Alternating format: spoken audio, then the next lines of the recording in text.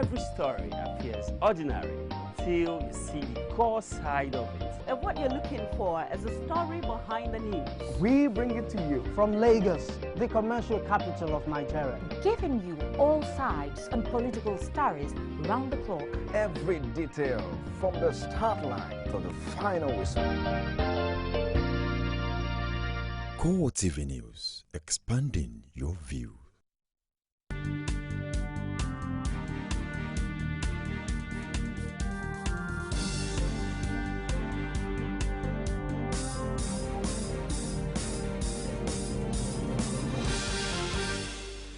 A very good evening to you and welcome to CoreTV Primetime News. I am Nena Nyama. On our major story this evening, the federal government has commended the Peace and Security Council of the African Union for providing the continent with an effective mechanism and tool in conflict management.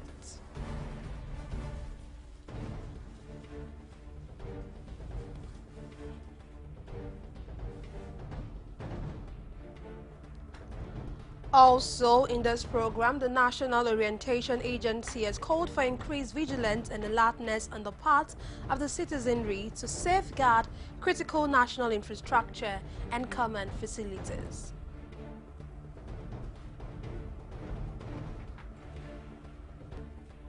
Lecturers in the Osun State-owned tertiary institution today stormed the State Assembly to protest non-payment of their salaries in the last 8 months.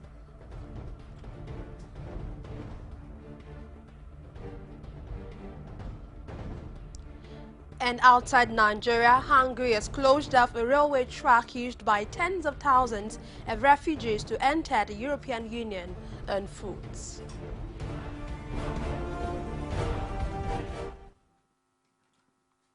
Thank you so much for staying with me tonight. The federal government has commended the Peace and Security Council of the African Union for providing the continent with an effective mechanism and tool in conflict management. Vice President Yemi Osinbajo-San stated this at the opening of a retreat for members of the AU Peace and Security Council and regional economic communities, focusing on the promotion of peace, security and stability in Africa, holding at the Sheraton Hotel and Towers in Abuja. According to him, the Peace and Security Council has been a novel African initiative in many respects, one that has proven an effective tool in conflict management. Speaking to an audience of ambassadors and diplomats from several African countries, the Vice President added that the achievement of the Council in its 11 years of existence has set it out as an outstanding best practice worthy of emulation by other regions in the world. The National Orientation Agency, NOA, has called for increased vigilance and alertness on the part of the citizenry to safeguard critical national infrastructure and common facilities. This, the NOA says, is in view of recent successes recorded by the military in the war against insurgency. Director General of the agency, Mike Omeri, said in a statement that this is a time to protect critical national infrastructure and common facilities, including sources and channels of food and water supplies. He added that all hands must be on deck to support the military and complement their heroic efforts by availing security agencies of useful information about suspicious characters, items, and movements. Omeri specifically called on public agencies, including federal and state water boards, as well as management of internally displaced persons camps across the country, to take extra measures to protect the environment and the citizenry by ensuring the farmlands, farm produce, water bodies, and public water sources are not compromised. The police in the Federal Capital Territory is seeking the support of motor mechanics to check the trend of car theft in the nation's capital. Commissioner of Police Wilson Inalegu today urged them to ensure that customers fill job order forms for proper identification. He spoke at a stakeholders meeting on security matters in Abuja ahead of the forthcoming Eid al-Fitr celebration.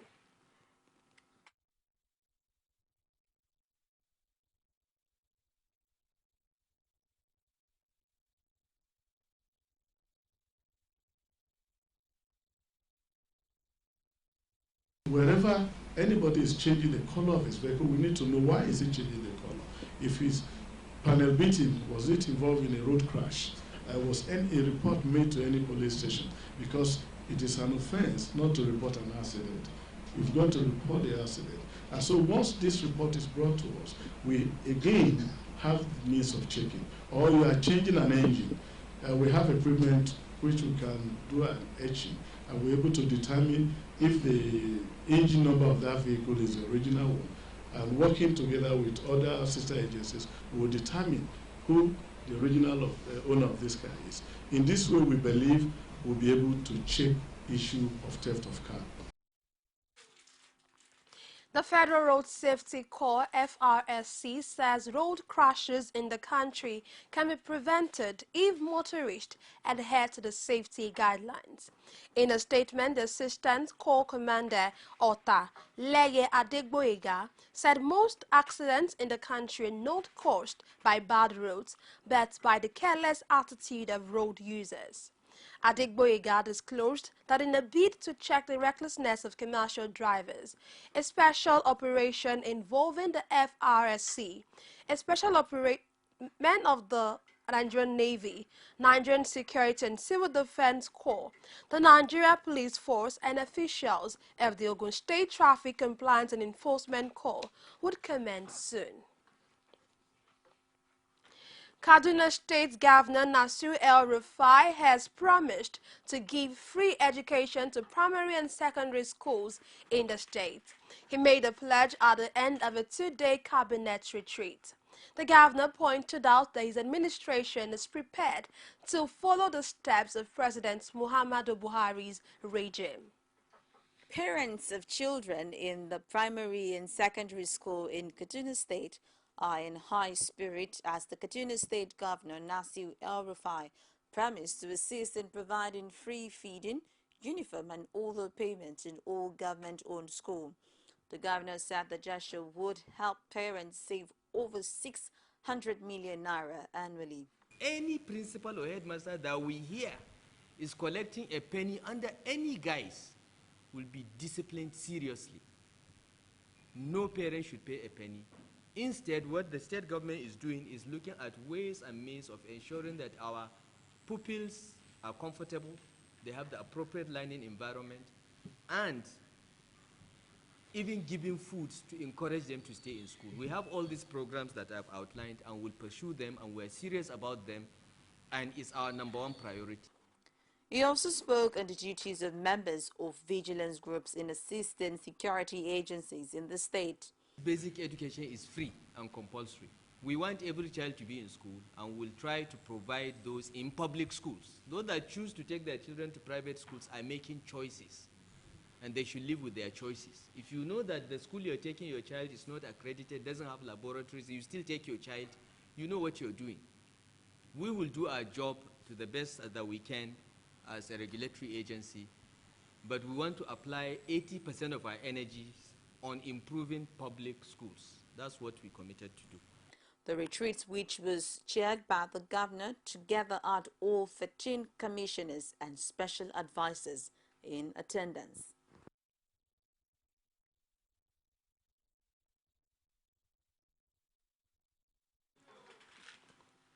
We'll take a break now. We'll return with more stories. Just stay with us.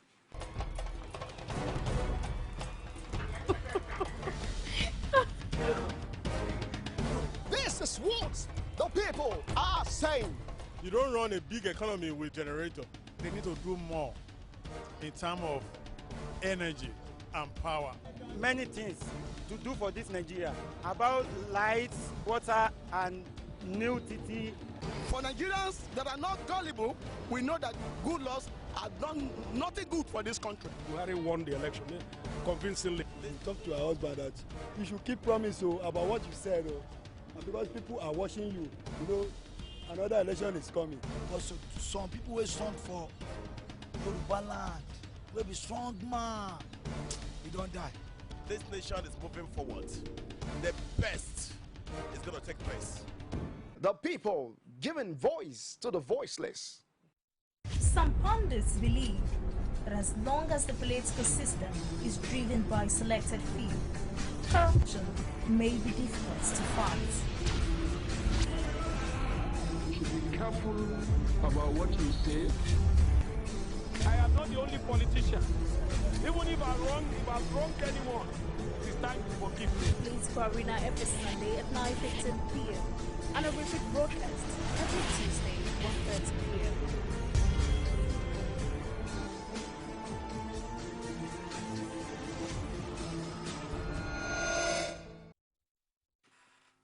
Glad to have you back. A reminder of our top stories.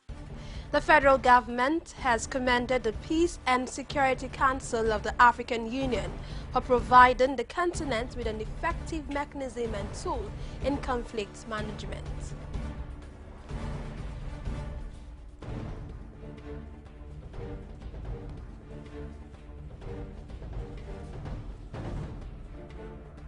Also, in this program, the National Orientation Agency, NOA, has called for increased vigilance and alertness on the part of the citizenry to safeguard critical national infrastructure and common facilities.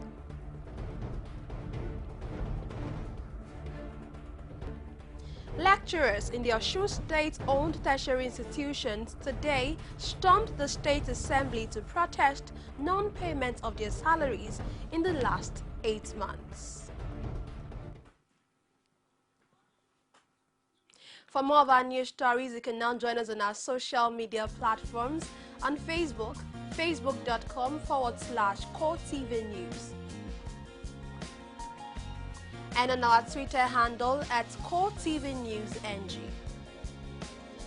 On our YouTube channel, youtube.com/CoreTV, leave a space news. Lecturers in the Osun State-owned tertiary institutions today stormed the State Assembly to protest non-payment of their salary in the last 8 months.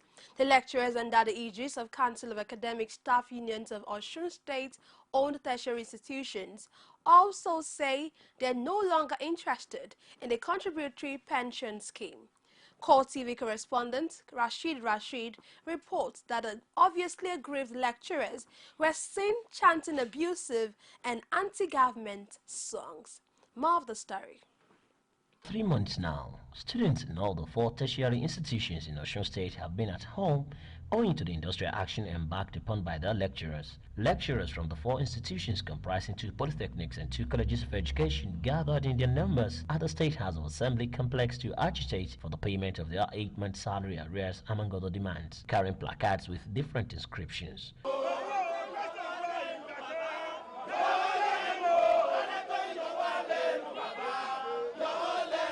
According to the Secretary of the Union, Shegun Lana, the lecturers can no longer bear the agony of the situation anymore, hence the need for the state government to answer their prayers soon. If government should pay any salary that is less than all our outstanding salaries, together with all the deductions, and correctly, and leave bonuses, and correctly, based on the payroll schedule submitted and audited by our institutions, we want to say that the calamity that may follow, which we see looming as leaders, and for which reason we decided to lead our members here to come and ventilate their grievances themselves, we should not be held responsible. The Chief Whip of the House, Folorun Shoba Mishayemi, while addressing the protesters on behalf of the Speaker, appealed to them to exercise patience, saying efforts are underway to ensure the demands are met. Now, and if indeed we are representing you, if indeed we are your government, we should be able to take your complaint. The House of Assembly, GSM said the legislation is, a congress of opinion. And it says it is a committee of grievances. So this place is a committee of grievances. Be free to ventilate. Gentlemen, we sort out this issue. All efforts made by the Speaker of the House of Assembly, who later showed up to address the protesters, was rebuffed. Enough of this saluta thereabout. We've listened to you, we understand all that you are saying. It is good for us to respond back. And that is the essence of you coming down here. Otherwise, this is not the governor's office. This is the House Assembly, although we are part and parcel of the government. This grievance is against the executive, not directly against the. I want silence.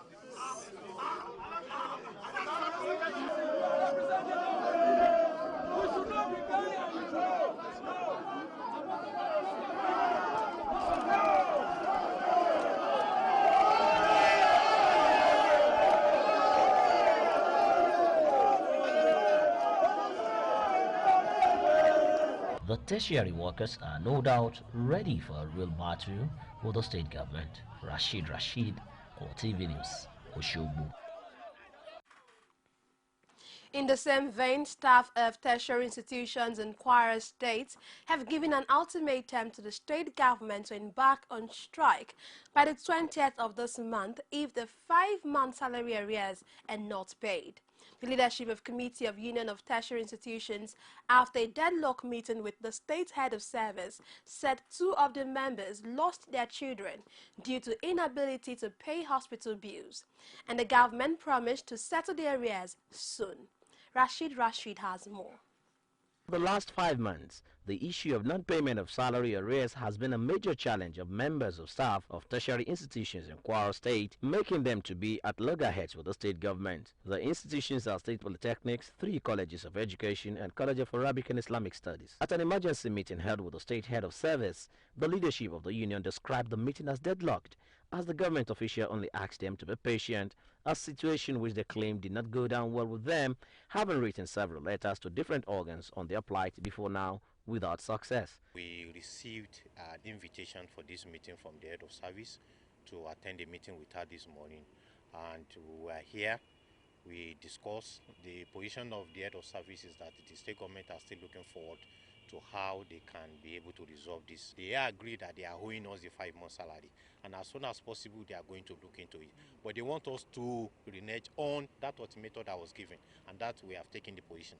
We are not sent here to go back on that 21-day ultimatum. So as far as the union is still concerned, that 21-day ultimatum still exists. The vice chairman of the union lamented that 2 members of the union lost their children due to inability to pay hospital bills, adding that the members will embark on total strike at the end of the 21-day notice, which will expire by the 20th of this month. And from what is going on now, we don't see anything. Nothing is forthcoming from the government. And they're saying they're not owing us when our families are suffering. Our families are really suffering. My chairman just told you, 2 of our members have lost their children as a result of inability to pay medical fees. You can imagine what is happening. We are really suffering, and we want the government to intervene quickly. And this is why we have issued 21 days ultimatum. And at the expiration of the government 21 days ultimatum, if nothing is done, I'm sorry. The senior special assistant to the governor of media, Muideen Akorede, explained that although the government is owing, but noted that it is not uniformed, as some have been cleared, while others are not owing up to that. We are all aware of the economic situation in the country as it affects all 3 tiers of government, and the efforts not only of the state government, but crucially of the federal government to resolve them through the recent bailouts and the assistance to all tiers of government. These monies are coming in trickles, and the state government on its part is doing everything possible by strengthening its revenue generating activities with the Kwara State Internal Revenue Service, which has just been set up. But these things take time. So I want to urge all staff of the tertiary institutions and also of other ministries, departments and agencies whose employers are in arrears with them to exercise a little more patience with the administration. The governor is doing all within his power to resolve this issue, but these things take time. While he pleads with the tertiary workers to reason with the government as the current economic situation in the country is responsible, he urged them to augment whatever the government is giving them with internal generated revenue of the various institutions. Rashid, CoreTV News, Ilorin. We now move on to Lagos State, where Governor Akinwumi Ambode has unveiled plans to commence a quarterly rendering of account of stewardship of his administration to intimate Lagosians on the journey so far, as well as his plans to take the state to the next level. The governor, in a statement signed by his chief press secretary, Habib Aruno, said a quarterly rendering of accounts, which would take the form of town hall meetings, would take the government to the nooks and crannies of the state to present his account of stewardship. He said the town hall meetings will not only afford his administration the opportunity to render its account, it would also go a long way to feel the pulse of the people and get first-hand knowledge of their needs and concerns. He said his administration's efforts in the last 3 months have been geared towards making sure that public institutions work in the interest of the people, alluding to the fact that public institutions have been animated to measure up to the expectations of the people of the states. We'll take another break now, return with more stories on business, foreign and sports. Just stay with us. Is it what crazy or autocracy?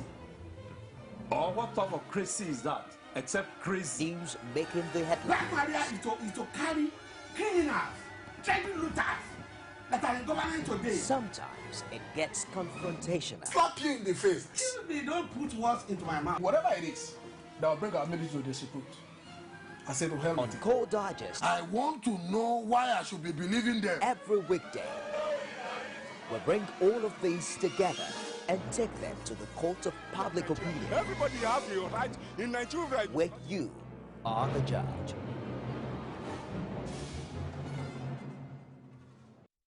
You can now watch CoreTV News live from anywhere in the world on our website www.coretvnews.com. Click on Live TV on our website and watch us live. And welcome to CoreTV Primetime Days. To follow us on Twitter, click on Twitter icon on our website. And Facebook, click on the Facebook and YouTube to see all our previous news production. You can also watch us live on YouTube. Click CoreTV, leave a space, then news. CoreTV News, a 24-hour news station.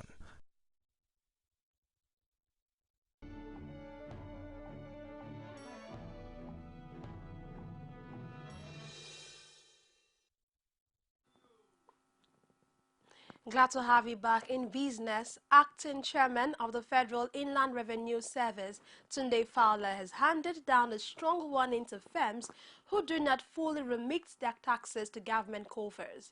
He maintained that henceforth, defaulters will be made to face disciplinary action. Fowler made this known on Monday at a meeting of the Joint Task Board in Abuja.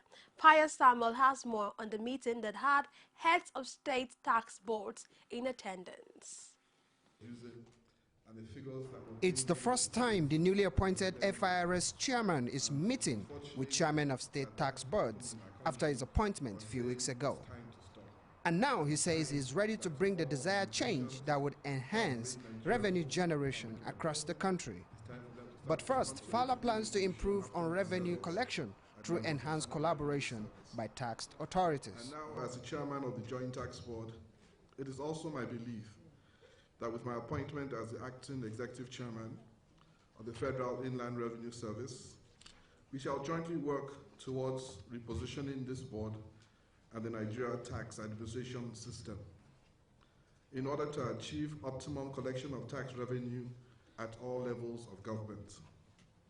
The theme of this meeting, improving revenue collection through enhanced collaboration by tax authorities, is deliberately chosen to underscore my commitment to actualizing my quest of creating a more robust tax operating system through collaborative efforts among various tax authorities. Fowler is confident that if all taxable corporate entities pay their taxes as at when due, Nigeria will be better off.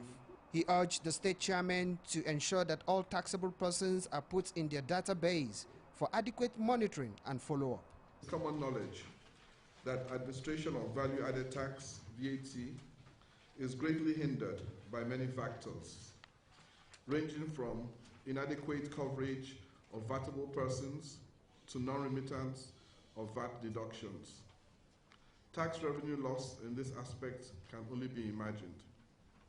I have also identified the fact that there is deficiency on our part as tax administrators in terms of collaboration and cooperation in these areas of exchange of information for tax purposes. I listed out areas in which we can quickly start working together as follows. A, identifying and locating taxpayers through sharing and exchange of information as much as possible.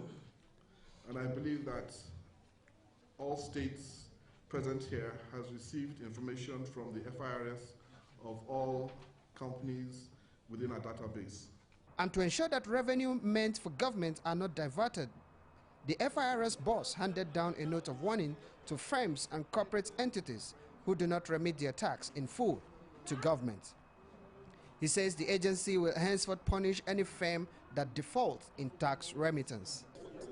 Well, certainly, our tax laws give room for punitive measures, both criminal and civil litigation. Now, for the organizations who do not do the right thing, apart from taking them to court on civil charges or liabilities, we'll also charge the directors or the CEOs of those organizations.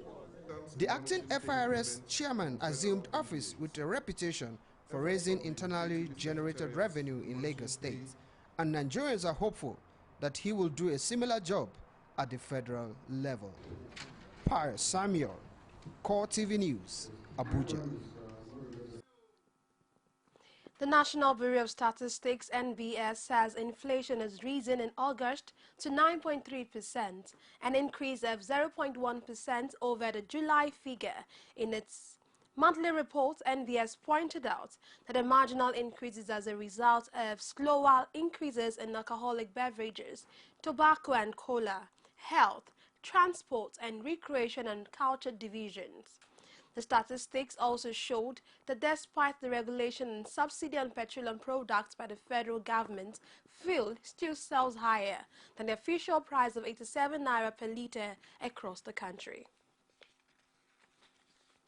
Federal Ministry of Transport has commenced a review of employment, placement and promotions embarked upon by the Nigerian Maritime Administration and Safety Agency NIMASA since 2010. The committee, which is headed by the ministry's Director of Human Resources, Lawal Ibrahim, is expected to determine whether employment, placement and promotions in NIMASA from 2010 to date conform to the civil service procedures and were also in line with the federal character principle. Commenting on the exercise, the Acting Director General of NIMASA, Haruna Babajiro, said the main objective of the exercise is to ensure proper staff placement in line with extant federal civil service regulations.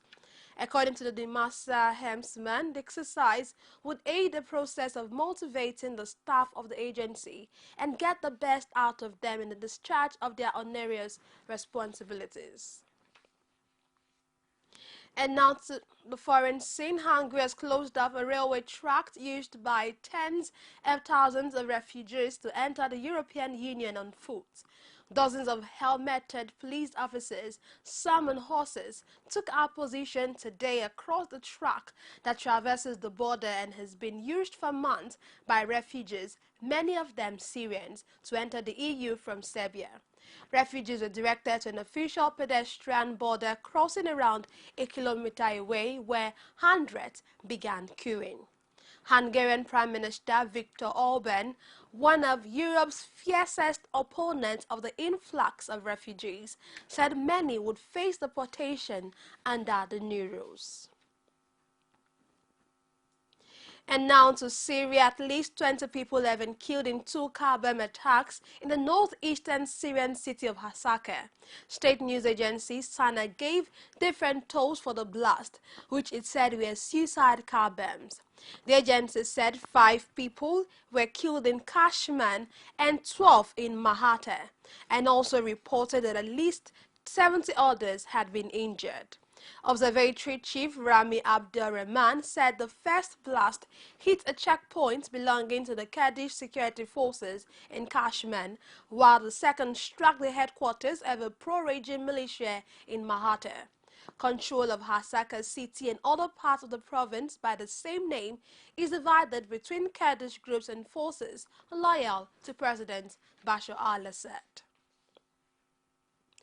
Australia is to get a new Prime Minister, Malcolm Turnbull, after Tony Abbott lost a challenge for the leadership of the Liberal Party, the senior partner in the ruling Conservative coalition.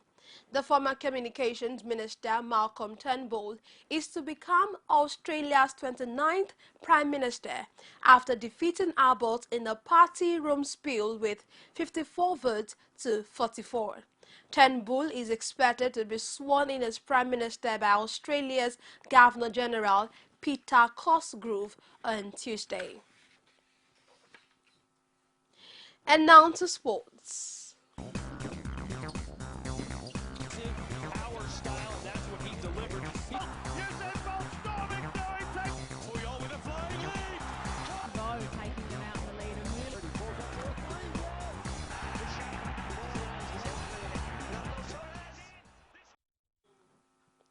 World number one Novak Djokovic beat Roger Federer in 4 dramatic sets to win the second U.S. Open and 10th Grand Slam title.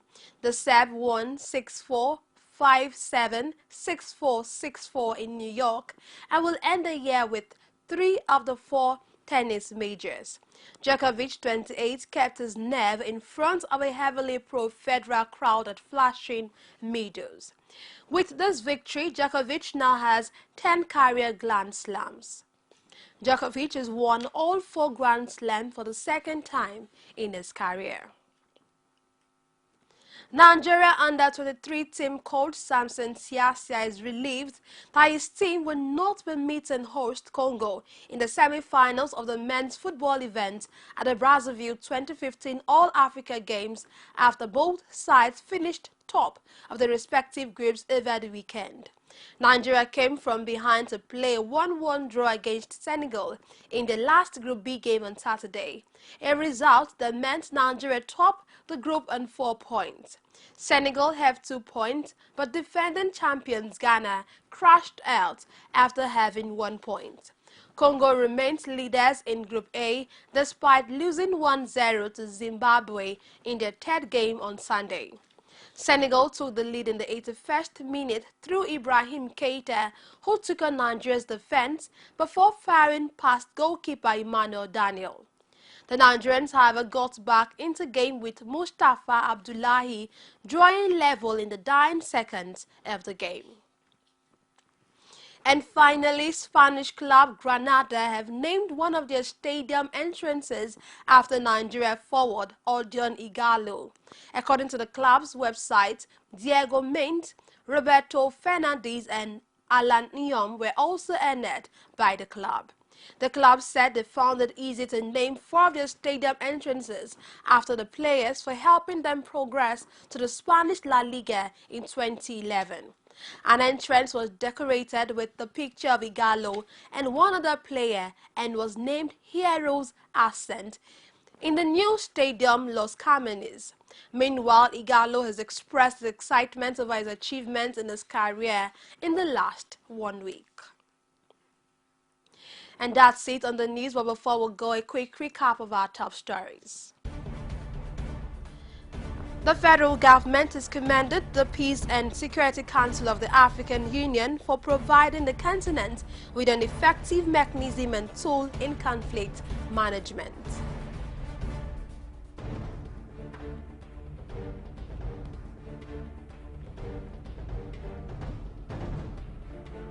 Also, in this program, the National Orientation Agency has called for increased vigilance and alertness on the part of the citizenry to safeguard critical national infrastructure and common facilities.